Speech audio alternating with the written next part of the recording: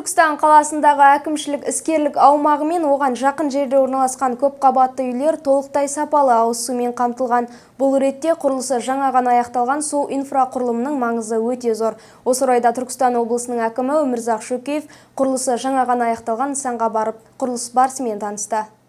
Сумен жабдықтау құрылымдары арқылы қаланың біраз бөлігі сумен қамтылады. Жобаны Түркістан қаласы әкімдігінің тапсырысымен Безис Construction компаниясы 2019 жылы бастап биыл аяқтаған. Өңір басшысы Түркістанды сумен қамту аса маңызды екенін айта келе, бұл бағыттағы жұмыстар жалғасатынын жеткізді. Онан соң Өмірзақ Шөкеев төтенше жағдайлар департаменті мен өрт сөндіру құтқару қызметі мемлекеттік мекемесінің әкімшілік ғимараты мен 4 автокөлікке арналған өрт сөндіру бекетінің жай-күйімен танысты. Бұл маңызды нысанның құрылысы толық аяқталған. Жұмыс істеуге қолайлы жағдай жасалған. Аталған нысаннан кейін Өмірзақ Естайұлы 470 адамға арналған полиция департаментінің ғимаратының құрылыс барысын бағдарлады. Нысанның мердігері Авторемстрой жауапкершілігі шектеулі серіктестігі. Құрылыс 2020 жылғы қазан айында басталған. Аяқталу мерзімі 2022 жыл. Қазіргі таңда бірінші және екінші блокпен уақытша ұстау абақтысының фасад жұмыстары аяқталған. Сонымен қатар барлық ғимараттар бойынша